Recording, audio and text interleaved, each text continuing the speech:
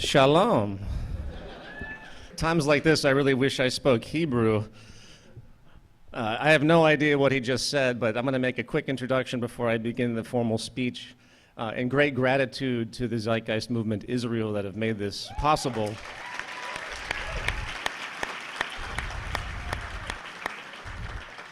So, as you all know, my name is Peter Joseph, and I work with an organization called the Zeitgeist Movement. And while most of my talks, as you also may know, are about inherent economic inefficiencies which are fueling the majority of the civil unrest and ecological abuse and general deprivation we see in the world today, coupled with highlighting existing yet unapplied scientific realizations that could solve such problems in general, not to mention creating, in effect, a new societal design originating out of another form of thought that would virtually guarantee environmental and social sustainability if implemented. The central focus of this talk is a little bit more temporal, and it's different, basically, than any other talk I've ever given. The title of this presentation is Defining Peace, Economics, the State, and War. It's divided into 4 sections. The first is entitled The History of Human Conflict and the Human Nature Debate.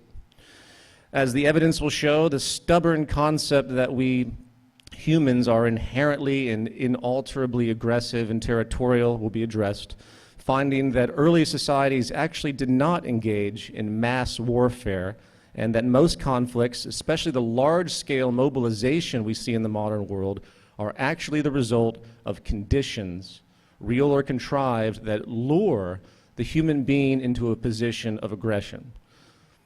This will then lead us into the consideration of our environmental condition and the structural and psychological modes that encompass it, leading to the understanding that when it comes to war, the condition as we know it is set by the state, generally speaking. Part 2, the state, character, and coercion. We will consider the origin of the modern state and its characteristics. What has been found is that there's an average set of qualities that pertain to these concentrations of power.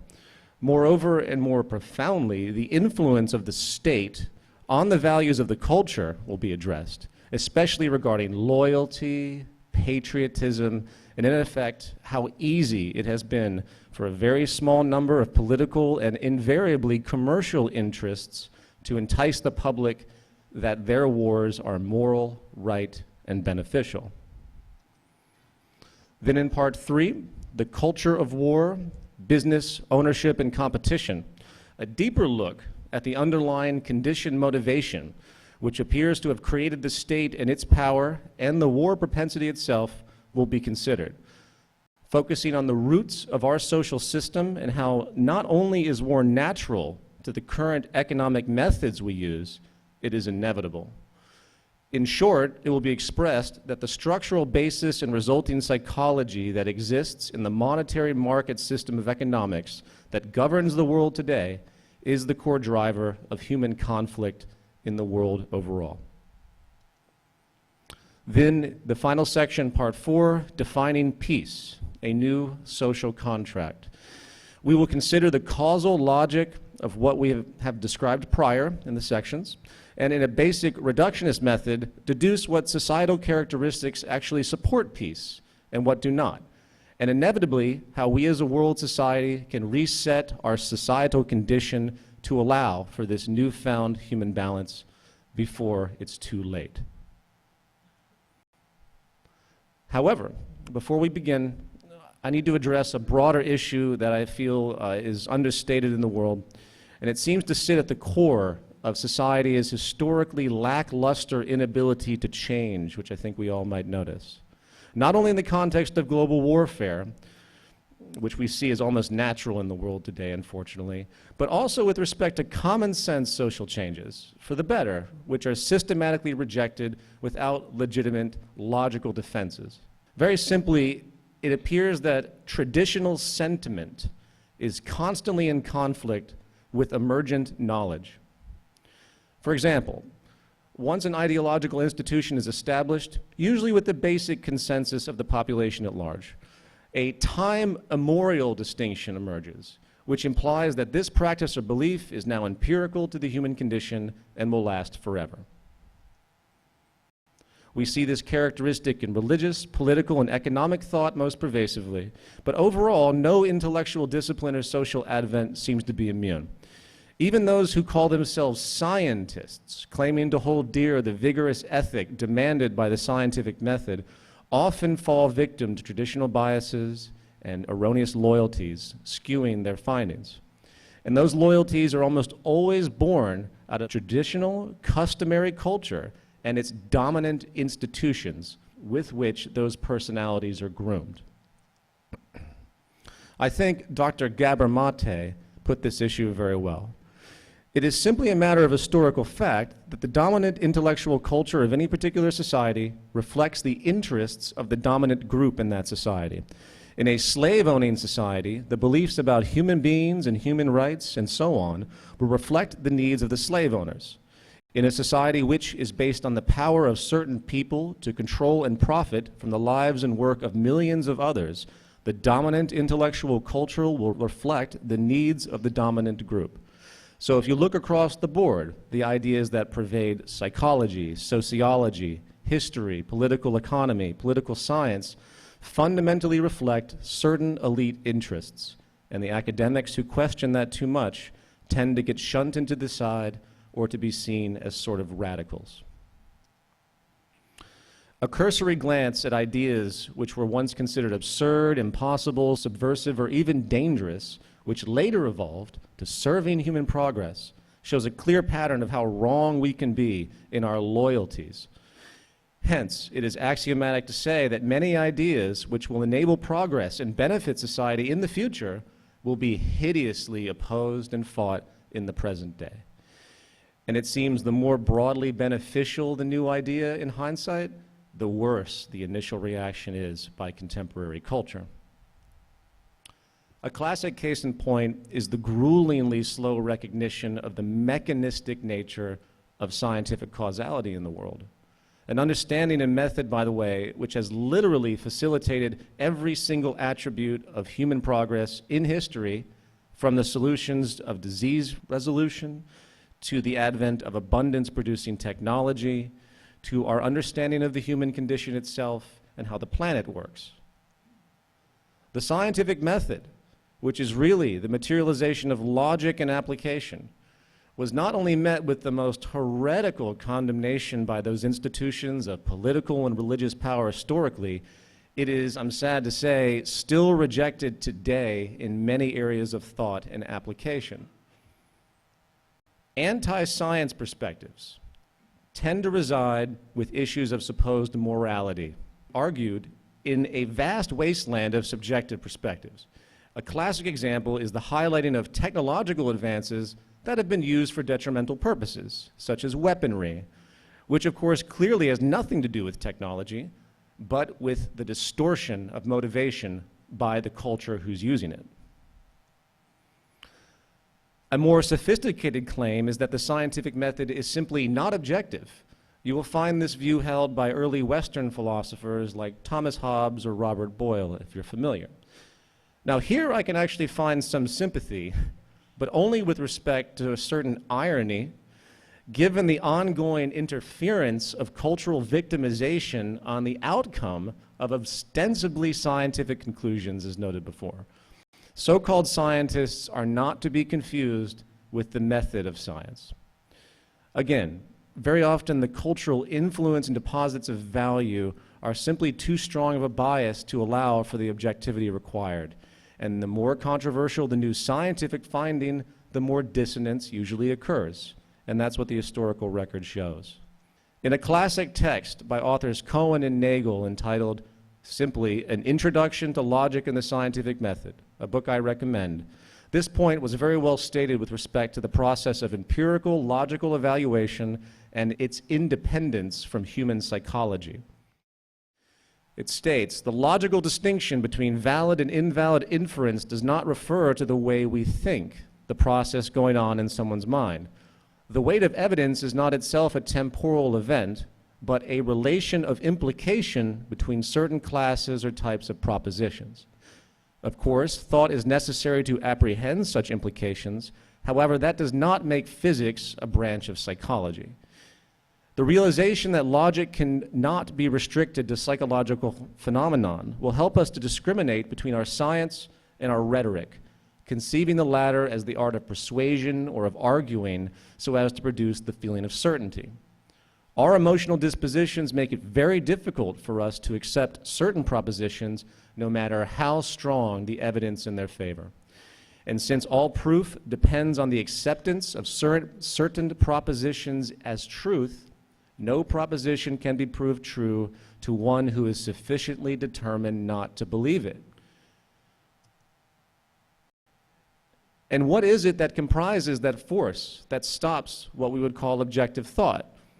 Cultural conditioning and its values. Seems very obvious, but unfortunately we're all victim to this. We humans have no spontaneous thoughts or actions. We are causal organisms perpetuating a chain of ideas and reactions, always existing in an intermediate tenure, if you will. So, coming back to the central context here, it is critical to point out that there is nothing more ingrained in a culture's sense of identity than the broad social institutions we are born into and the values they perpetuated. And the older the tradition is, the stronger the fight to preserve them. Hence, the world, in many respects, is now an accelerating clash between stubborn, traditional conceits upheld by institutions which continue to gain from their exploitation and the emergent scientific reality and logical assessment that is proven to illuminate the closest approximation to truth we have as a species. So, as I begin this assessment of the nature of war and peace, a very controversial subject indeed, I would like everyone to listen to themselves, monitor their own personal reactions to the statements that I make. And when you encounter something you don't agree with, honestly ask yourself, where is that dissonance originating from? Is it coming from a technical analysis, where the variables are being taken into account on their own merit, absent the messenger? Or is that disagreement coming from perspectives which just might be based on cultural value comforts which, for better or for worse, have defined what you think is empirical normality, regardless if it's true or not? That noted, let's get a few things out of the way regarding myself, given the sensitive territory I'm about to embark. I am not here to speak with condemnation of any country, political party, religious claim, or institution at all. I'm not here to argue in favor for or against, say, U.S. imperialism.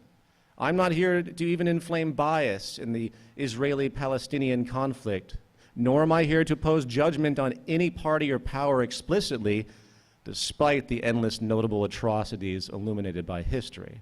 Why?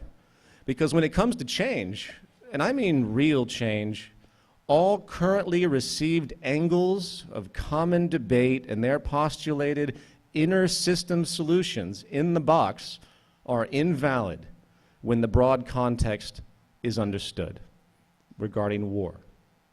We need to think on a different level now.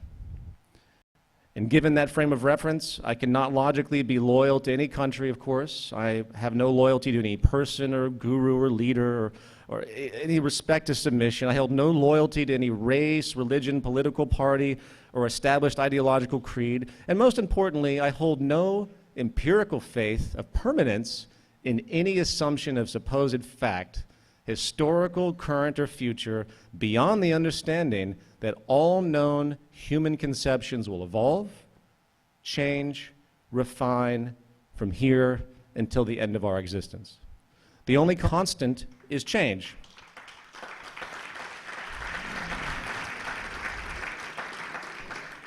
Thank you. The only constant is obviously change, and while that of course seems like a self-canceling paradox, hence, the purpose of the historical record itself is really for us to gain inference from everything that we see in history, whatever the discipline may be, and when we apply the scientific method of evaluation to its patterns, we can draw relevant conclusions, and that is basically what we do with our minds. Science is our tool for creating a better world for all human beings while preserving the habitat. And very simply, as this work will describe, It is only when we change the structure of the predominant global social system, namely its economic premise, which precedes all others in causality, that what could be called world peace is possible. Part 1, the history of human conflict and the human nature debate. It appears that much of the world's cultures still possess largely superstitious views of human conduct, territoriality, and supposed inevitabilities of war, both from the standpoint of offensive provocation and defense. It has been argued historically that humans have an innate tendency for violence, implying at the extreme cases that regardless of the nature of the circumstance, violent, domineering behavior will erupt almost randomly like a pressure valve releasing steam. Therefore, as the logic goes, the posture of war and protection is deemed a natural, inevitable consequence for everyone. This idea has taken on various metaphysical forms in history, with likely the most notable being the religious notion of evil and good. Evil existing as a spiritual force that simply cannot be stopped, only protected against. And as will be discussed more later, this use of the good and evil duality, along with many other truly superstitious assumptions, is still very much a part of the motivating political rhetoric that works to entice public support for the state's wars. A powerful tool of propaganda indeed, especially given the fact that the majority of humans on this planet still assume such religious forms of causality, hence the inherent credulity. However, if you were to ask most moderately educated individuals what they mean by the term evil, the definition would probably be relegated ostensibly to the scientific notion of human instinct. Given the near contextual equivalent of these notions in context, I think Dr. James Gilligan of Harvard University Center for Study of Violence in America had the most direct response. He states, "One reason the instinctual argument for violent behavior is to support the status quo. If violence is innate and instinctual, then clearly there is no point in trying to change our social and economic system." So what does history and modern science really show with respect to the human sociological condition regarding patterns of violence with respect to the human nature debate? Have they found, say, the war gene that enables this instinct for us to come in mass and kill other people? Is there anything in the physical sciences that can express an empirical causality residing in the evolutionary biology or even the evolutionary psychology of the human organism to express violence inevitably? The answer, as modern sociobiological research has shown, is clearly no. It is found that the entire basis of assumption that has drawn the conclusion that humans are innately violent comes from a narrow comparison of events with high levels of omission with respect to what circumstances or conditions brought about those events. In fact, there is only one universal factor that can be measured with respect to the development and execution of violence, whether civilian or military, and that is, of course, the environment. The only known trackable universal variable is the nature of the environment, physical and sociological, which the human being has been raised into or exists in.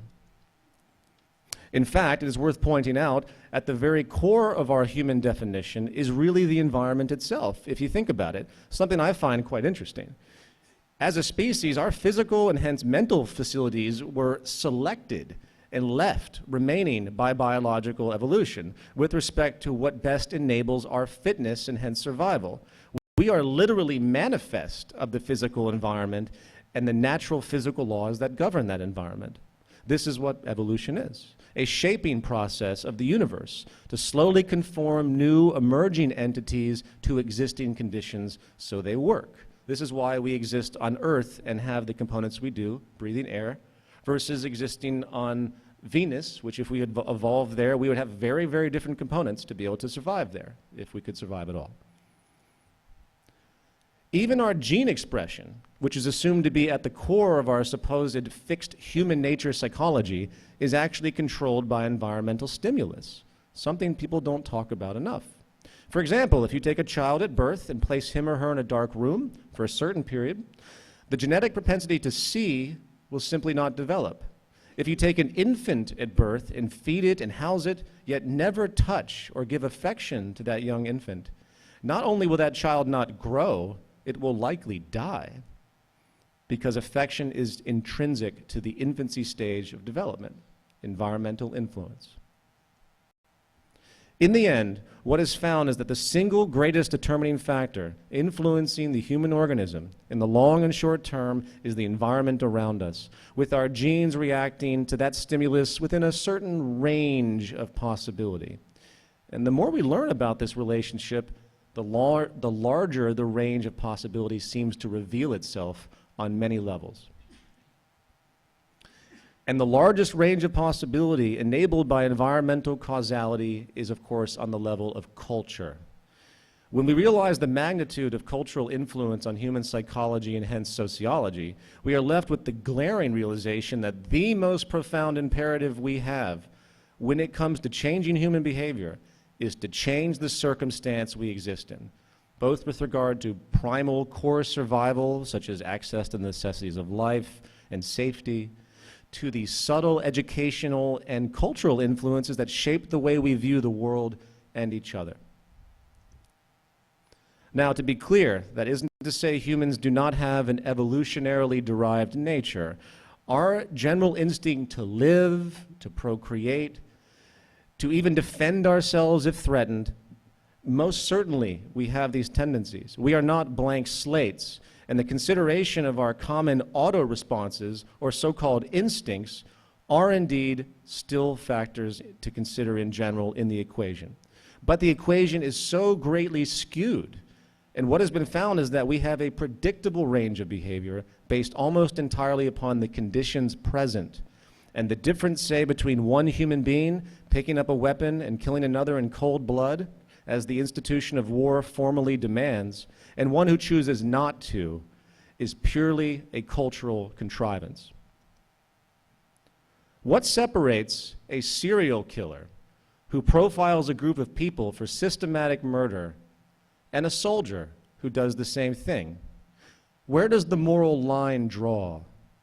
Well, to me, as controversial as it may seem, it doesn't draw, for there really is no moral line at all when the circumstances of the person are considered. For each person is and can only be a consequence of their environment, whether biologically induced or culturally programmed. And the latter holds far more weight than the former when it comes to human behavior and choice. Sorry to drill it in. And for those who might think such a notion, as I've just stated, is dangerous and cold, no morality, perhaps with the assumption that we humans require some type of moral guidance for civility, such as the traditional religious commandments, such as thou shalt not kill. Well, I ask you from a more pragmatic standpoint, have these age-old ideals done anything to stop the seemingly endless global violence, human abuse towards each other, and the anti-human exploitations that exist on a daily basis? The answer is obviously no. Imposed philosophic morality will not save the world. Only a calculated, tangible plan to alter our circumstances so that such actions pose no merit will stop what we consider to be immoral behavior. Now, that out of the way, let's take a very brief examination of history with its relationship to conflict. I'm going to start in a place you might not expect, in fact, our primate ancestors. Older anthropological studies that have attempted to justify human violence would often compare humans to our earlier stages of evolution for their pattern recognition. It seems logical on the surface, right? Since we share about 95 to 99% of the DNA of chimpanzees and other primates in that spectrum, right? Sounds impressive. Well, it might also sound impressive that fruit flies share about 60% of human genes. But that connection to behavior is dubious at best, I think we'd all admit. And that's because of the fact that the sharing of genes in this context has almost no relevance whatsoever, as counterintuitive as that approach is. Regardless, there are indeed common behaviors relating to violence we do see between human society and primate society, non-human primate society, such as social stratification, even peer murder, elements of organized violence, revenge reactions, trust and antitrust responses, and a number of other reactions that we certainly recognize in our own species. Yet, like human culture, they also show unique variations and exceptions to this behavior based on experiences and conditions, which makes such notions of trait universality difficult to diagnose empirically. For example, an anthropologist and neuroscientist at Stanford University who spent decades studying a baboon troop in Africa was amazed to witness a social transformation in this troop after the alpha males of the group became poisoned by accident and died, leaving only the lower, less aggressive classes in the troop. This removal of the alphas and their troop dominance apparently transformed this group into one with much lower levels of violence, aggression, much lower levels of aggression than he had ever seen before. And not only for that existing generation, even a decade later, due to this environmental cultural shift in the troop, they still maintain low levels of aggression, even when they acquire new males that migrate from other troops who have those normal aggressive tendencies. They are actually able to condition those new members into equally lower patterns of aggression on average, hence the cultural conditioning. It's a very unique finding. Of course, does that mean that baboons can be conditioned to wear business suits and drive cars to peace rallies and sing John Lennon's song Imagine? Of course not. We're dealing with a range of behavior, and therefore the pertinent question becomes, what is the range of the human being? It appears that the more simple the organism is in biology, especially its cognitive development, if there is any, the less flexibility it has. The classic example would be ants, who show steadfast, predictable behaviors almost to the extent that they are mere chemical machines, unfolding in an automatic way. But the more complex the organism, generally speaking, the more versatile. And if you examine what we understand now about human brain evolution, from its reptilian status to early mammalians to the late mammal changes, reasonable evidence suggests that the current state of our cerebral cortex, especially the neocortex, is what enables a very unique adaptive understanding and flexibility we take for granted in human society or even don't recognize. This is also clearly evident in the vast, varied cultural expressions we see and have seen in the world historically. It is a unique thing where on one side of the planet you can have pacifist communities with little to no violence, while on the other side, systematic daily slaughter. Given no evidence to support true psychological differences in, say, races, only the regional conditions and culture can explain these vast differences. And this leads me to a general history of human society and warfare. Likely the best place to start is the vast period of human existence as hunter-gatherers before the Neolithic Revolution and the advent of agriculture and common tools, which was roughly 12,000 years ago. We often forget that 99% of what we define as Homo sapien, us, existed in largely non-stratified egalitarian social structures with low levels of violence and the pattern of mass mobilization for warfare as we know it virtually non-existent. In fact, the few hunter-gatherer groups that still exist today in isolated pockets still show support for this general peaceful manner. However, it appears that after the Neolithic Revolution, with the advent of us being able to control our environment, hence production, hence stockpiling of food, the creation of tools, the ordering of labor roles, etc., the seeds of our current socioeconomic system were planted. For example, it is easy to see how the basic concept of value, as derived from one's labor, manifested a protectionist and reciprocal system of exchange of labor and the like, even though such value and market notions were not formally realized until the 17th or 18th centuries, classically speaking. And as this progression continued from the Neolithic Revolution, the passive, often nomadic lifestyles of the hunter-gatherer slowly became replaced with the settled protectionist tribes, and then eventually localized city-type societies. And it is here where we begin to see warfare as we know it, including the technology that enables this weaponry, which is a conversation in and of itself. In the words of Richard A. Gabriel in a text called A Short History of War, a classic text, quote, "The invention and spread of agriculture, coupled with the domestication of animals in the 5th century BC, are acknowledged as the developments that set the stage for the emergence of the first large-scale complex urban cities. These societies, which appear almost simultaneously around 4000 BC in both Egypt and Mesopotamia, used stone tools, but within 500 years, stone tools and weapons gave way to bronze. With bronze manufacture came a revolution in warfare." Likewise, it is also the period that the concept of the state and the permanence of the armed force emerged. Quote, "These early civilizations produced the first example of state governing institutions, initially as centralized chiefdoms and later as monarchies. At the same time, centralization demanded the creation of an administrative structure capable of directing social the development of central state institutions and a supporting administrative apparatus inevitably gave form and stability to military structures. The result was the expansion and stabilization of the formerly loose and unstable warrior castes. By 2700 BC, in Sumer, there was a fully articulated military structure and standing army organized along modern lines. The standing army emerged as a permanent part of the social structure and was endowed with strong claims to social legitimacy and has been with us ever since." And of course, since that time of those early forms of modern civilization, there have been thousands of wars, most of which have to do with the acquisition of resources or territory, where one group is either working to expand its power and material wealth or working to protect itself from others trying to conquer and absorb it. And obviously, this is essentially still the same state of affairs today.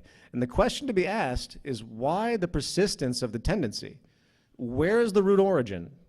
What motivates an army to kill in a controlled, cold manner for the sake of really the state's benefit, if you think about it? As will be expanded upon as we continue this talk, the tendency for war is not a universal human trait that demands expression, but a very sensitive vulnerability to one's sense of social identity, sense of acceptance, fear, and general personal concern, which, if properly organized, can be manipulated into the service of one group over another. The human nature debate regarding violence, which shows no universals, as stated before, does reveal a highly probable response tendency when certain environmental stimulus is presented to the human to generate fear or offense. And what has been set in motion since the early period of modern warfare is not some anomaly of human society, nor does it appear to be, as denoted before, an unstoppable human tendency. Rather, as will be discussed, it appears to be a natural characteristic of one, the function of the state institution and its inherent need for control, along with the core of its origin, the foundational economic assumptions of resource scarcity, superstition, and the psychology it perpetuates. Part 2, the state, character, and coercion. Since the very nature of modern warfare is almost universally representative of a larger social entity and governmental apparatus known as the state, let's consider its basic characteristics in general. The first to note is its basis in self-protection, obviously. Since the state was born out of tribal sovereignty, where independent authority is claimed over a geographical area, a region which, in all frankness, had to have been stolen from some other group who likely claimed the same thing at some point, the issue of protection is, in fact, inherent and consequential. And not only protection from external forces, but from what can be rightfully called, in feudalistic terms, its subjects. These subjects are also historically held to hold a duty or responsibility to the state's institutional preservation. This medieval remnant is not only with respect to, quote, serving your country, such as joining the armed forces, but also found in the notions of treason, sedition, and other legal protections that work directly against the citizenry if they were to get out of line too far. It is also worth pointing out that these elements of internal protection have been updated by more modern means, you might notice, such as with the fairly new concept of the terrorist and its inherently open, ambiguous distinction, which can be applied to both foreign and domestic citizens, enabling an even more flexible form of internal protection due to its ambiguity. As far as the broad characteristics and nature of interaction of state entities, across the world, it is generally safe to break them up into categories of superpowers, powers, subpowers, and, in feudalistic terms, vassal states. After the Cold War, the U.S. is noted to have emerged as the world's first superpower, as we all know, as defined by its military and economic might. The powers, many of which are gaining traction today and could now be called parallel superpowers, are the other large economies such as China, Britain, Russia, etc., each always with enormous military power as well. The subpowers could be considered the more passive yet independent states, which is the majority, while the vassal states are the ones that operate in subservience to the power states, often providing economic advantage through subjugation on one level or another.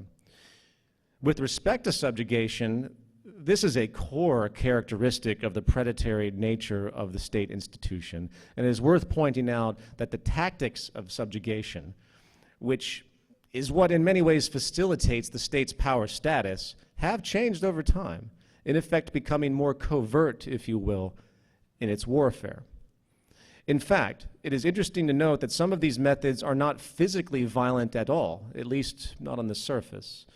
These include economic warfare approaches which serve as complete acts of aggression in and of themselves, or a part of a procedural prelude to traditional military action, which comes in the form of trade tariffs, sanctions, debt by coercion, and many other lesser-known covert methods, which typically have to do, in the sense of debt, with dealings of the World Bank or the IMF, or the United Nations in the sense of sanctions. These globally sanctioned financial institutions have heavy vested business and hence state interests behind them, and have the power to impose debt to bail out suffering countries at the expense of the quality of life of its citizenry, often taking charge of natural resources or industries through select privatization or other manners that can weaken a country's ability to the effect that it becomes reliant on others and their industries. This is simply a more covert form of subjugation than we saw, say, with the British Empire, its imperial expansion, and the East India Company, the commercial force that took advantage of the newly conquered regional resources and labor in Asia in the 19th century. In fact, some analysts will compare the British Empire to the United States and examine how the fact that the U.S. gained its status through not just military pressure alone, but through the presence of this very covert, complex economic strategy, which repositions other countries into subjugation to U.S. economic and geo-economic interests. Why? Because, as will be addressed in more detail in Part 3, despite the superstitious rhetoric to the contrary, the state is nothing more than a manifestation and extension of the economic paradigm. It is an economic entity in its purest form, and this is something many today seem to not fully understand. The conduct of the state is based around methods of resecuring itself by whatever means necessary.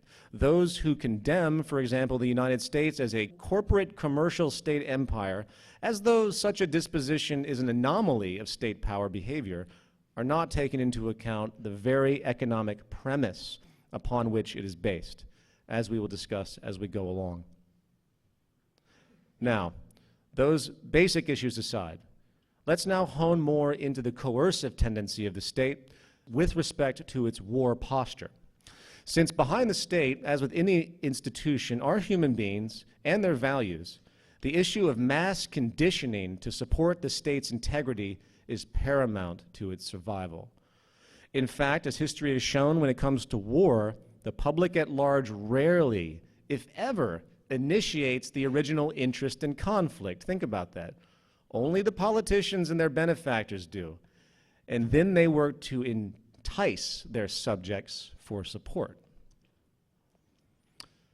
Patriotism, honor, the moral crusade.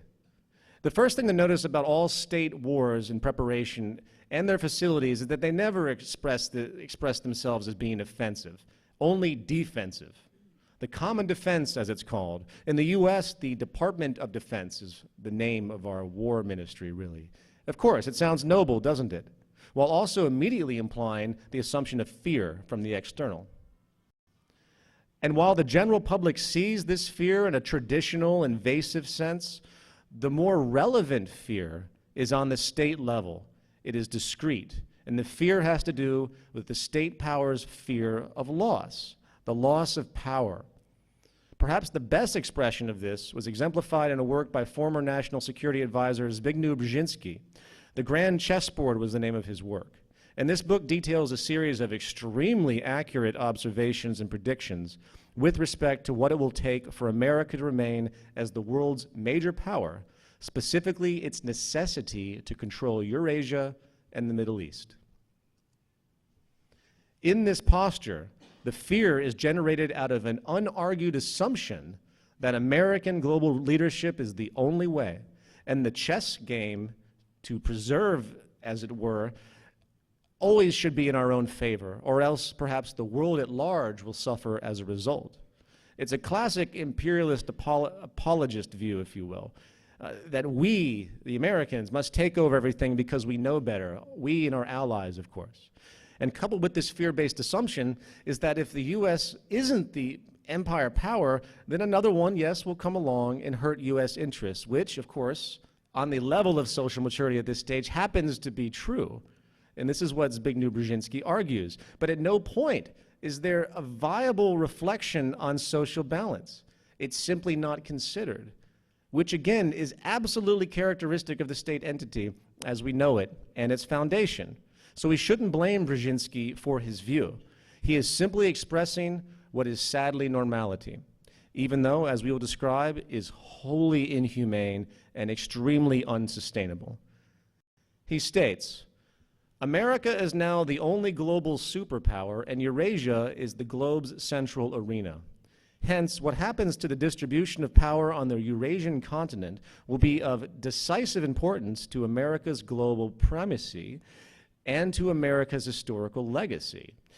To put it into terminology that harkens back to the more brutal age of ancient empires, the three grand imperatives of imperial geostrategy are to prevent collusion and maintain security dependence among the vassals, to keep tributaries pliant and protected, and to keep the barbarians from coming together.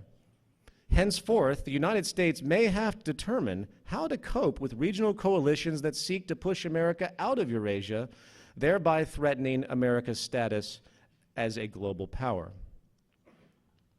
If you read this work, which was written about 15 years ago, you will notice, even right now, immediately right now, you will notice that the American imperialist state and its allies have been acting upon this specific interest explicitly. However, you will not see the political establishment or mainstream media expressing this view at all to the public in its day-to-day affairs, even though Brzezinski will argue it as though it's common sense.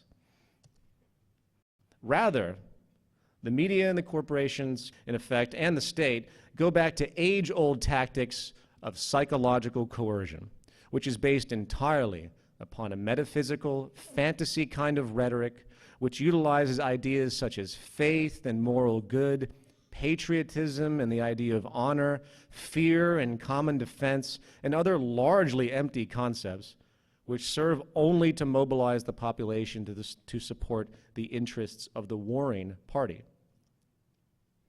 Thorstein Veblen, a sociologist and economist who will be quoted quite a bit in this presentation, I think put this best in 1917.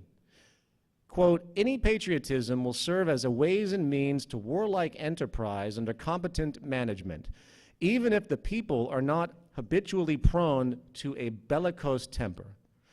Rightly managed, ordinary patriotic sentiment may readily be mobilized for warlike adventure by any reasonably adroit and single-minded body of statesmen, of which there is abundant illustration."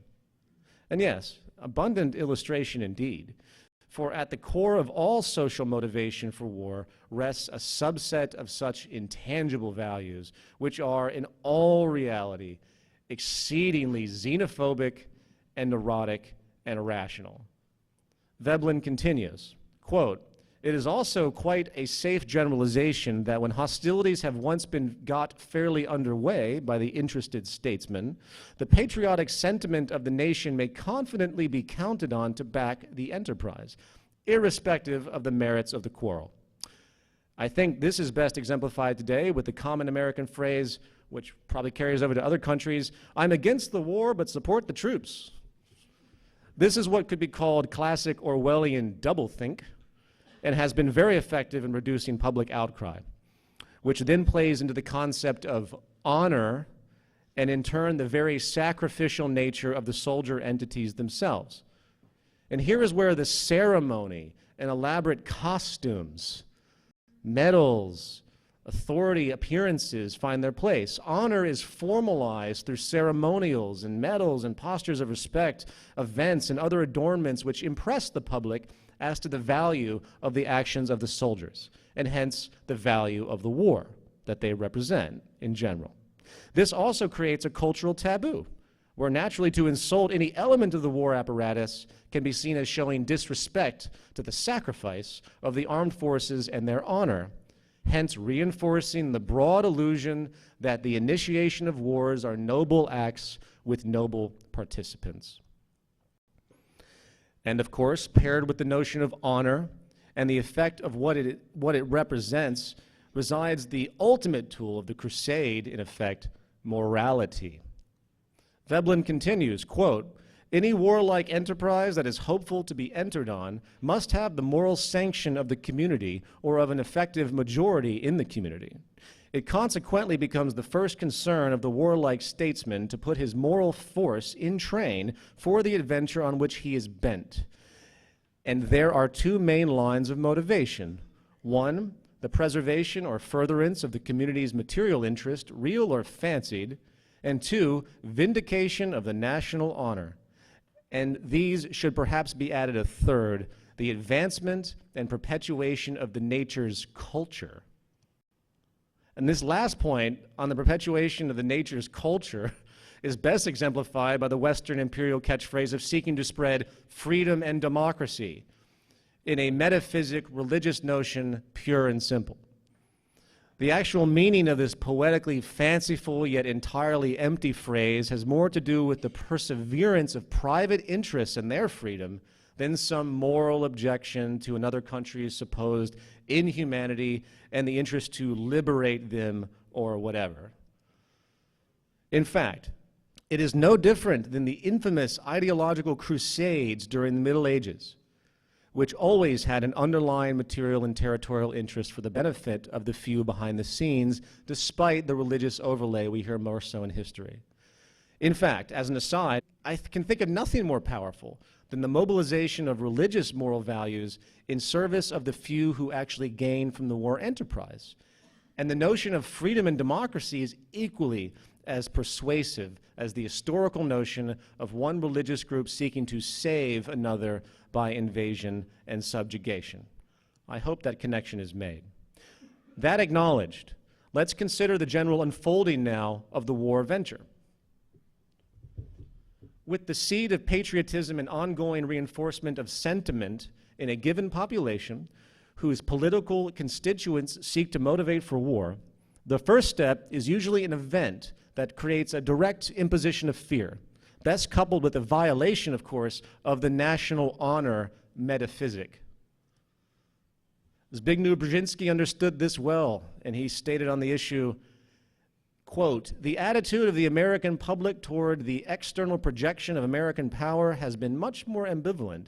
The public supported America's engagement in World War II largely because of the shock effect of the Japanese attack on Pearl Harbor.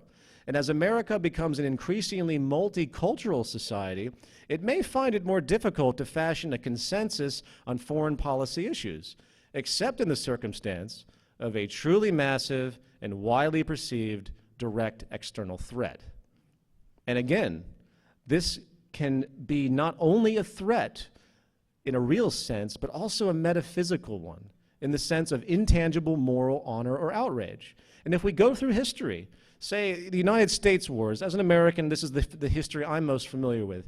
If we go through the United States wars, we find that the point of provocation that leads to war is almost always of a minor nature in proportion to what follows, exacerbated entirely by the irrational moral outrage and honor neuroses that leads to seeking retribution and revenge, manipulating the public to believe such things. From the Mexican-American War, for example, of 1846, that began with a scuffle along the then Mexican domination of Texas, the news reports proclaimed off the cuff that Mexicans are killing our boys in Texas, plastered all over the news. In this little war, stealing land from Mexico costed 30,000 deaths in total over the course of a few years. 30,000 deaths. And that's a long time ago. The Vietnam-American War, which was provoked by a supposed torpedo attack that didn't kill anybody, yet opened the public support for an involvement that killed about 3.5 million humans. Nearly all of these imperial wars, including the inclusion of the U.S. in world wars, pose proportionally nominal infliction statistically, is the point being made here, yet grossly amplified by the public's jingoistic reactions. In fact, the basic sociological understanding was formalized in a CIA-created plan called Operation Northwoods when the U.S. was seeking an excuse to invade Cuba in the 1960s. So they planned to conduct a series of terrorist attacks internally and then blame them on Cuba for the sake of public perception and support, hence exploiting their moral outrage and fear. This is public record.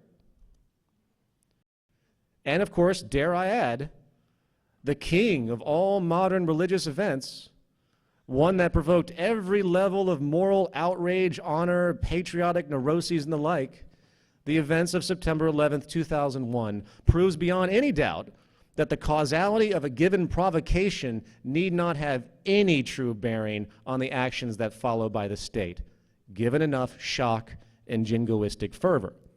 Even if the U.S. government's official narrative of this event was absolutely true, 100% truth, the actions of the U.S. government and its allies that followed the event have nothing to do with anything that relates to the event itself. Absolutely nothing, if you paid attention.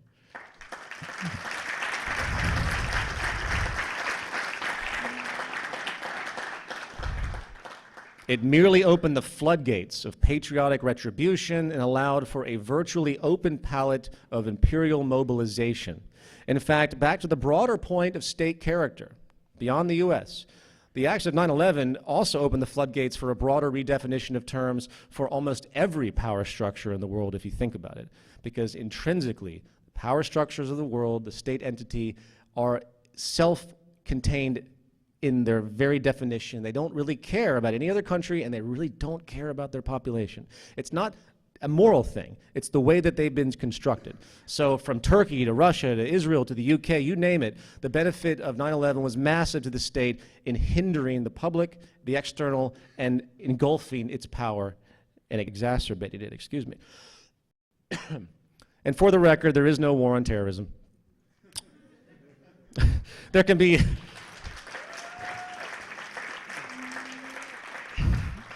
There can be no such thing as a war on an abstraction, and that has no universally operational premise. It has no location, and even worse, it has no universal notion of success. Not to mention, all acts of so-called terrorism are statistically invalid with respect to true threats to human society and public health. But that's for another conversation. Trillions of dollars being spent on an affair when we have people dying of so many other things that money could take good use with. But we all know what the real intent actually is. The real war being waged is actually on problem resolution and human harmony. The real war is on a balance of power and social justice. The real war is on the institution of economic equality. Unfortunately, social stability is not a sought characteristic of large state enterprises, for it affords no advantage. The true tool of terrorism is not as an act of violence by an incredibly small, desperate subculture, that does exist, but a tool of excuse by the state for further power consolidation, foreign and domestic. I won't drill it in. And, as I complete this section of the talk regarding societal manipulation by state powers, for the purposes of reinforcing state integrity at the ongoing expense of other states and its subjects, I'm often asked, what defines social cohesion now and community trust? And isn't patriotism and national pride a positive force on some level in general? Well, if you think about it, nearly all notions of community have basically been overridden by the ever-dividing premise of market competition and the privatization of everything. And there's very little left in the world that instills structurally social capital and community trust anymore. Very little. So even the so-called egalitarian states of the world, Norway and the like, Sweden, they're showing large patterns of imbalanced growth now, income equality, and hence their loss of community as well. It's getting worse and worse, in other words. So for internal purposes, it could be said that patriotism does serve a role, since it's the only thing left, but only within the interests of the isolated community. However, I'm sorry to say, this tribalism can easily be turned around against other forces in the same logic. I'm sure there was great camaraderie and interpersonal support occurring with the 10 million strong Nazi army. But that nationalist cohesion also facilitated naturally one of the largest examples of social destruction and division in the modern world. On a different level, on a final note of this point, in fact, our economies are of scale, and they're inherently international by nature. They have to be. Patriotic nationalism has no place in our technical earthly reality on any level, especially in this regard. In fact, the state as it exists is really an incredible reducer of technical efficiency when it comes to supporting the human population through production and the like. The environmental respect as a whole is also lost because of the boundaries that are set up. Yes. Oh, thank you. So it really slows down certain attributes and responsibilities inherently having these walls up. It's not economically efficient, and it doesn't gravitate towards actually being responsible towards your environment. And I think we're beginning to see those issues even more so today on multiple levels. Same premise, even today, the idea of made in America. And I even saw a made in Israel while I was here. It's a common mantra for commerce advertising now. Yet that intention is of an immediate technical inefficiency, for proper good production is inherently a global affair on all levels, including the usufruct of world knowledge. Everyone has contributed to the knowledge. There's no isolated knowledge. It's impossible to assume that only your country could produce isolated things. It's an organism of knowledge that continues to evolve. So in the truest sense of the word, economy cannot have boundaries and restrictions.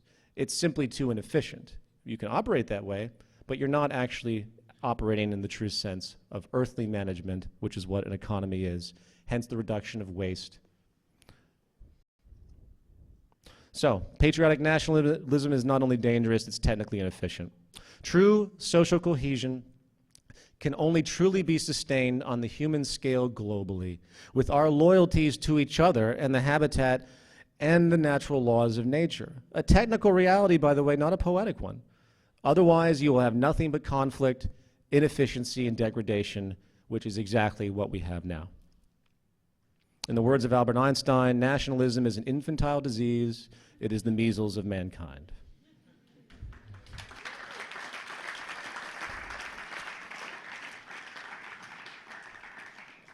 Part 3, a culture of war, business, ownership, and competition. In the prior section, we ran through some core characteristics of the state entity. Now I would like to express the obvious, yet grossly overlooked foundational premise of its existence, which underscores the logic of all of its characteristics denoted. When we reflect on the core values of the state and its interest in self-protection, coupled with the general propensity for territoriality and commercial expansion, hence the rotating empires we have seen historically, we find that the core of the institution is really a culmination born out of certain assumptions, namely those that define the foundation of what we call modern economics today, or specifically market economics today. I would like to first point out that when attempting to speak empirically, I see no merit in such terms as capitalism or the free market or socialism or communism or any other ism notions, which, if you think about it, really serve as limits of debate in the discussion of social operation, as they represent, in fact, a truncated frame of reference with respect to our economy and what an economy means. The fact is, the real foundational premise of all of those traditional institutions goes back much farther in time than any traditional economic theorist would admit. And what we find is that the evolution of the economic system we know today has been in lockstep with the ongoing evolution of the state entity. And if we want to diagnose what it is that initiates war, subjugation, territorial disputes, and the like, along with a possible resolution for global peace, we need to step back much farther and examine the very fabric of where our life support and hence dominant personal and social values are derived. As noted earlier, the Neolithic Revolution was a powerful turning point for the manner in which human society organized itself. With the sudden, then hidden understanding of scientific causality slowly emerging, our newfound ability to control our environment and strategically produce more than was available before brought about the advent of a producer class, if you will. And hence the act of trade itself eventually, as labor specialization became a normal, fixed part of the socioeconomic model. This new basis of social organization then eventually advanced into the use of symbols to represent the exchange value of a producer's good in the act of trade, known as money, which in effect really was the introduction of a new commodity in and of itself, an abstraction. This inherent monetary value, an abstract notion of value of paper, even in the gold standard, it was still abstract, led to the concept of investment.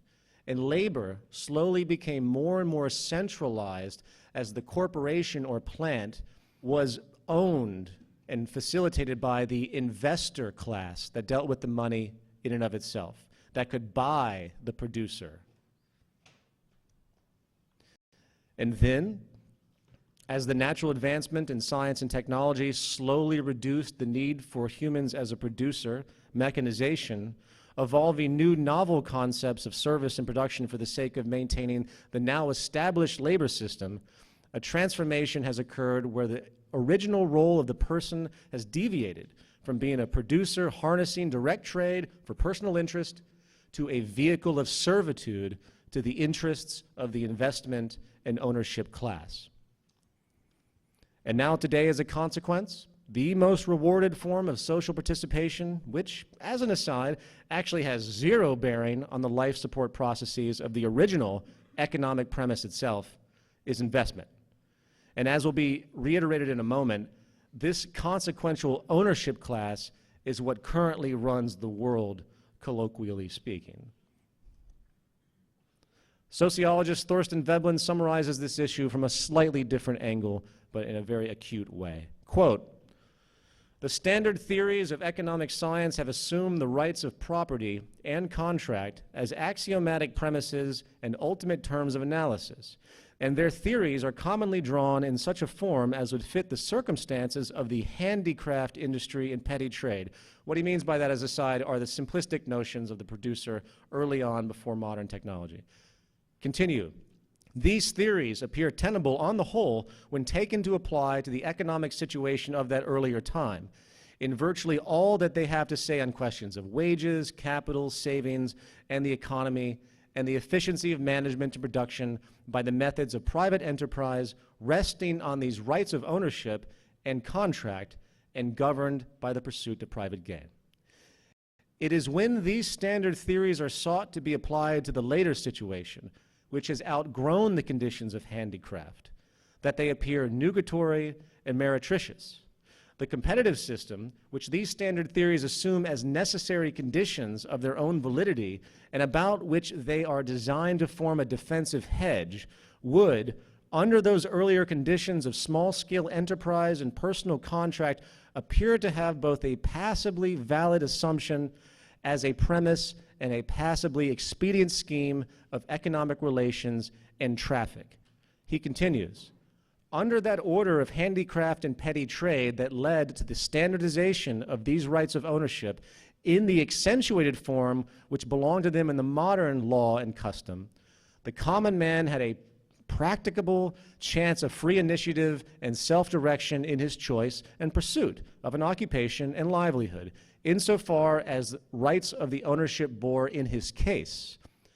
The complexion of things, as touches the effectual bearing of the institution of property and the ancient customary rights of ownership, has changed substantially. The competitive system has in great measure ceased to operate as a routine of natural liberty in fact, particularly insofar as touches the fortunes of the common man, the impecunious mass of people. He then goes on to elaborate why, and this is the most critical point, at least in the popular conception, and presumably in some degree also in fact, the right of property so served as a guarantee of personal liberty and a basis of equality, and so its apologists still look on the institution. In a very appreciable degree, this complexion of things and of popular conceptions has changed since then, although, as would be expected, the change in popular conceptions has not kept pace with the changing circumstances. On the transition to machine technology, the plant became a unit of operation, and control has clearly come to be not the individual or isolated plant, but rather an articulated group of such plants working together as a balanced system, aka corporation, under a collective business management, and coincidentally, the individual workman has been falling into the position of an auxiliary factor, nearly into that of an article of supply, to be charged up as an item of operating expense, so that at this point the right of ownership has ceased to be, in fact, a guarantee of personal liberty to the common man, and has come to be, or is coming to be, a guarantee of dependence. He wrote that in 1917. To avoid a seeming divergence, on the broad flaws of the monetary market economy in general, keeping in pace with the specific focus of war here, the state and its evolution from this core economic foundation. This point by Veblen is critical to understand, as it underscores what is the growth of an abstract economic premise of ownership with a shift of power from the general worker-producer class to the investment and ownership business class, which are, in effect, a perversion, a detrimental perversion of the producer concept, the very basis of the original theory, as these people literally contribute nothing to the technical, artistic, and scientific basis of common industry, yet they are now the focal point of interest. And amazingly enough, due to the power now yielded by this ownership investment class, we have a state entity which not only operates as a manifestation of those values of competition and ownership, but pulls the majority of its governance constituents from the very same wealth, business, and operation pool. Surprise, surprise. Likewise, these values also create and perpetuate a legal system, which of course works to benefit not only the interests of the ownership class, of course, but also the interest of its expansion, which is a trademark of the capital business venture, which manifests into the monopolistic imperialist tendency that defines a pivotal characteristic of the large state, as we talked about before. And like business monopoly in the commercial world, the larger in size the establishment, the more it tends to want to increase its size. It's a basic business acumen. On this issue of ownership, and hence its inevitable morphine into the governance class now, Veblen states, quote, "The responsible officials and their chief administrative officers, so much as may at all reasonably be called the government or the administration, are invariably and characteristically drawn from these beneficiary classes, nobles, gentlemen, or businessmen, which all come to the same thing for the purpose in hand. The point of it all being that the common man does not come within these precincts and does not share in these councils that are assumed to guide the destiny of the nations. He adds, with respect to the legislative legal orientation to which these beneficiary classes, defined by the ownership investment values, are in control of, quote, it may confidently be counted on that all the apparatus of law and all the coercive agencies of law and order will be brought in requisition to uphold the ancient rights of ownership whenever any more is made toward their disallowance or restriction. There is a strong and stubborn interest bound up with the maintenance of pecuniary faith, that means money, and the class in whom this material interest vests are also, in effect, invested with the coercive powers of the law, which means you're double screwed. Put another way, those factors that enable the upper and ownership class, which have been codified by the near religious acceptance of the rights of property, trade, and exploitation as the practice of social governance, are reinforced by the direct legal governance via the very same constituency that benefits the most by the economic system itself and all its inefficiency. And when it comes to the state initiation of war, it does not take a lot of ingenuity to understand the multi-level commercial and financial interests that are really behind it, especially now. It's bad enough that, as expressed, the basic nature of the culmination of the state institution is economic, self-preserving, and exploitative in general. But when the event-to-event wars are taken into account, and the specifics of those who gained and those who have lost are figured, a whole new level of predatorialism emerges, an entirely new level of disgust emerges. In the past, the basic kind of stealing of land and its inherent resources were more or less the central benefit of state wars. Today, we can extend these economic benefits to the massive military expenditures that have huge impacts on GDP and trade, the reconstruction of war-torn areas by the conquering state commercial subsidiaries, the slow prodding of a country's integrity through trade tariffs, debilitating sanctions and debt impositions for the sake of population subjugation for the benefit literally of transnational industries, as noted before, and many other modern conventions which universally benefit mostly a very small number of people in, again, the ownership and investment classes. This point was most likely best expressed by one of America's most decorated Army officers of the 20th century, Major General Smedley D. Butler. And he wrote a book after World War I discussed called War is a Racket. And he had this to say about the industry of war. He says, quote, war is a racket. It always has been. It is possibly the oldest, easily the most profitable, surely the most vicious. It is the only one international in scope. It is the only one in which the profits are reckoned in dollars and the losses in lives. I spent 33 years and 4 months in active military service, and during that period I spent most of my time as a high-class muscle man for big business, for Wall Street and the bankers. In short, I was a racketeer, a gangster for capitalism. I helped make Mexico and especially Tampico safe for American oil interests in 1914. I helped make Haiti and Cuba a decent place for the national Citibank boys to collect revenues in. I helped in the raping of half a dozen Central American republics for the benefit of Wall Street. I helped purify Nicaragua for the international banking house of Brown Brothers in 1902 to 1912. I brought light to the Dominican Republic for the American sugar interests in 1916. I helped make Honduras right for the American fruit companies in 1903. In China in 1927, I helped see to it that Standard Oil went on its way unmolested. Looking back at it, I might have given Al Capone a few hints. The best he could do was to operate his racket in 3 districts. I operated on 3 continents. It's amazing.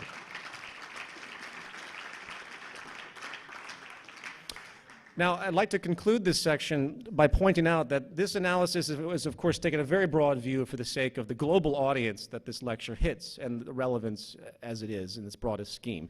War, while its core historic drive is indeed economic, can also have the direct force of ideology, crusade, and moral right as a central motivator.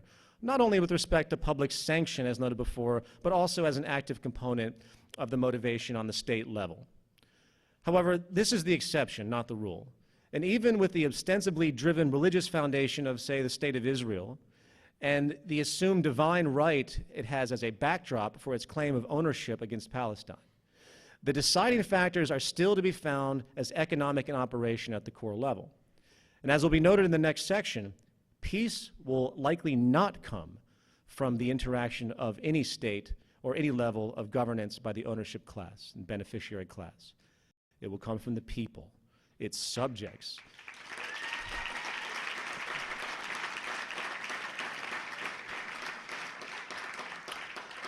Who will work to transcend the power of the statehood entirely, realizing that the human level of loyalty is the only possible perspective. Thank you. Part 4. Defining peace, a new social contract. As we all know, peace today is not defined by an amiable reconciliation of differences and larger efforts for collaboration. No, peace today is defined by competitive armament and the general premise of, quote, mutually assured destruction, as was coined with respect to the Cold War. Peace today is now only a mere pause between conflicts on the stage of global civilization. There is a war going on somewhere virtually all the time. And when there isn't, the major powers are busy scuffling, moving their little tanks in the sand, building more advanced weapons, or selling off old ones to some other allied country who are basically posturing in the same way, all under the name of not only protection, of course, but good business as well.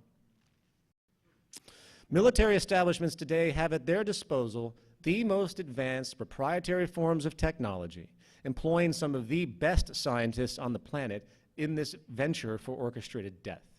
And when we consider the exponential increase of information technology occurring in the world, which facilitates greater and greater levels of material technical advancement and hence the advancement of weaponry, the realization is that the incalculable levels of possible human and planetary destruction possibly awaits us. In the words of Albert Einstein, again, as he witnessed the expression of the atomic bomb, our technology has exceeded our humanity. And the question to be asked is, are we as a society mature enough to handle the incredible possibilities for our new technological advancement? Technology which could also benefit the world in profound ways. Or will our divisive, xenophobic, tribal state premises and economic selfishness prevail? At least in the past, social immaturity and the prevalence of territorialism and dominance had a limited cost. But when we have nanotech weapons that will eventually make the atomic bomb look like a Roman catapult, a new level of social awareness and responsibility needs to arise, and quickly. For this is no longer an issue of national security, it is an issue of world security. To paraphrase one of my heroes, Carl Sagan, an American astronomer and avid proponent of scientific thought and its application to society, it's almost as though there is a God, and he gives us a choice. We can use our emerging technological abilities to improve the lives of the human species and create an abundance where no one needs to starve or be deprived, or we can create a greater means to destroy ourselves. It's our choice. Our global economic system is based on a social Darwinism, if you will, which assumes that if everyone looks out only for their self-interest, often at the expense of others, who are basically seeking the same thing in theory, a larger order social balance will magically occur. This is the foundational meta-magic philosophy of figures such as the father of the free market, Adam Smith, and his notion of the invisible hand. But as noted before, things have changed. We have reached a point where our personal self-interest now desperately needs to become social interest if we expect to survive the many trials ahead of us. Our evolutionary fitness, if you will, is now becoming a social imperative, not a personal self-interested one. Our self-interest must become social interest if we expect to survive, quite frankly, because they are actually one of the same, if you really follow the logic. Either we become a globally conscious, singular society with respectable core values on the fundamental level, or we perish. Either we change or we die. Today, the U.S., Israel, and other extensions of empire are prodding the states of Iran and Syria, growing more and more close to a provocation over energy resources, other acts of commerce, geopolitical, geoeconomic control of, yes, coveted Eurasia, as Brzezinski pointed out 15 years prior. The recent withdrawal of U.S. troops from Iraq has now freed up some resources, and given that most presidential campaigns tend to persevere in re-election of the incumbent president, it would not surprise me at all if we see conflict emerge before the 2012 U.S. elections.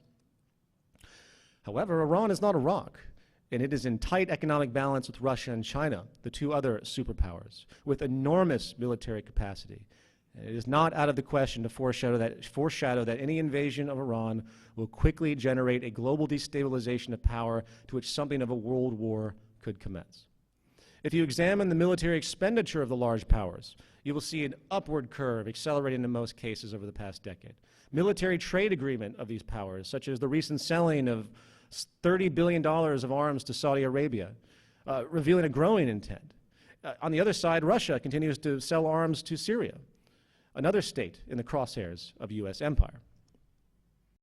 Russian Foreign Minister Lavrov stated in mid-January of this year during his annual televised press conference that Russia would use its veto at the UN Security Council to block any resolution calling for military force to be used against Syria, also saying that Russia is, quote, seriously worried, unquote, that military action against Iran would be under consideration, and vowed that Moscow would do all it could to prevent it. Quote, the consequences will be extremely grave, he said. It will trigger a chain reaction, and I don't know where it will stop. Likewise, in late 2011, a Chinese major general commented, quote, China will not hesitate to protect Iran even with a third world war, according to NDTV, a Chinese news station. These reactions, of course, make sense since Iran is a key energy component and deeply ingrained in the geoeconomic interests of those powers in the region. And in the end, who will suffer from the interests of these state interventions, the imperialism, and even the fighting of it and lack of reconciliation, because it's really imperialism on all sides if you think about it. The motivations are equally the same. The people will, possibly on a tragic scale, especially given the growing automation of military ventures where less and less people are now needed, with such drone aircraft that can be remotely controlled from thousands of miles away, can engage in combat without direct military loss on their end. And I won't even go into the direct loss of empathy, which implies that further cold violence is on the horizon because people are detaching themselves from the act of murder through automated means. I think Dr. James Gilligan put it best. In the past, throughout nearly all of human history, the main threat to human survival was nature. Today, it's culture. Therefore, not only does direct traditional protest need to persist in the limited capacity and effect it has, but it is time for the people of the world to begin to form a new alliance that challenges not only the drug addict behavior-like sickness of the state establishment and its endless juvenile competitive war incentive, but also get down to the root of its causal nature, which is the monetary market system of economics and its metaphysic notions of wealth, property, power, trade, and ownership, and competition. In the words of Thorstein Veblen, once again from 1917, it has appeared in the course of the argument that the preservation of the present pecuniary law and order, with all its incident of ownership and investment, is incompatible with an unwarlike state of peace and security.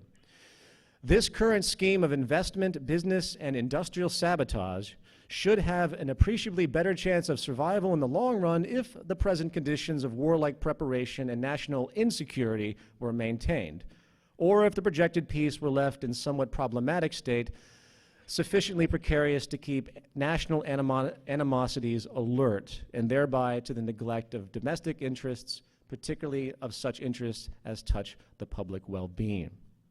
So, if the projectors of this peace at large are in any degree inclined to seek concessive terms on what the peace might hopefully be made enduring, it should evidently be part of their endeavors from the outset to put effects in train for the present abatement, stopping, and eventual abrogation, ending, of the rights of ownership and of the price system to which these rights take effect.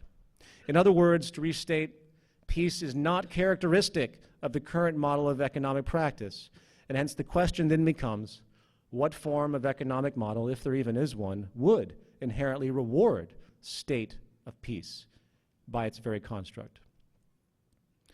As the scientific method of reasoning has made its way into everyday life, with the slow dissipation of superstition across the world in general, at least with respect to social organization, a powerful new train of thought is emerging. This train of thought places the basis of economy on the principles of natural physical law and not the inventive whims of prior primitive assumptions of human behavior and other false dualities and things that are baggage from our evolution. It is in this work that the Zeitgeist movement finds its calling.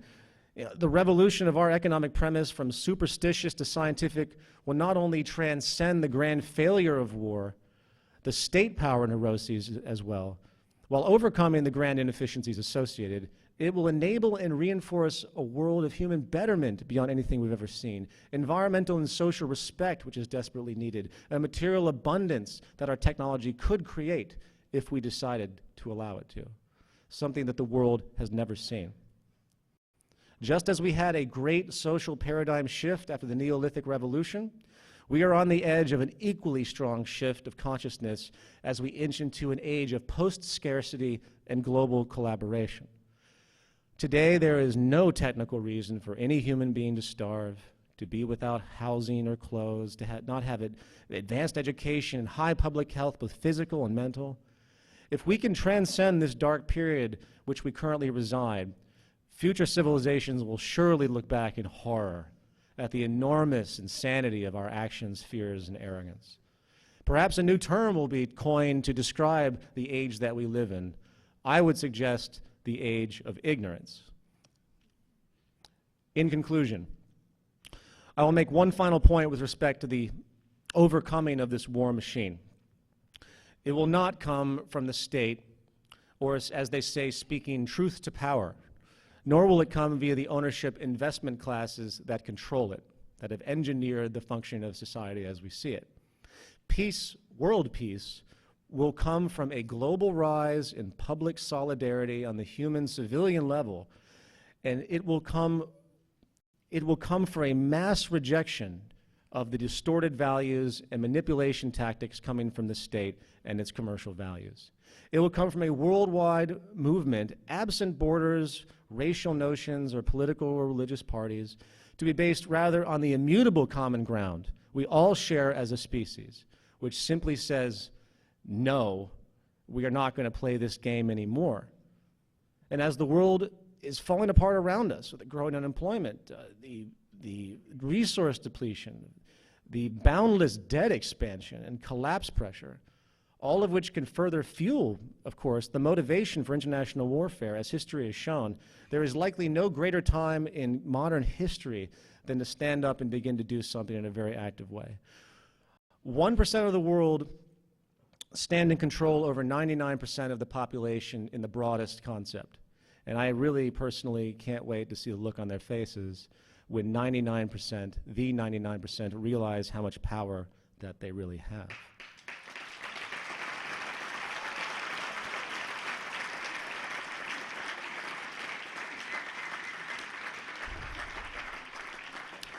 And in conclusion, in the immortal words of Carl Sagan, quote, "The old appeals to racial, sexual, and religious chauvinism, to rabid nationalist fervor are beginning not to work.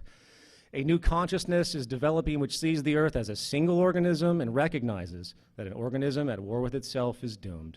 We are one planet." Thank you.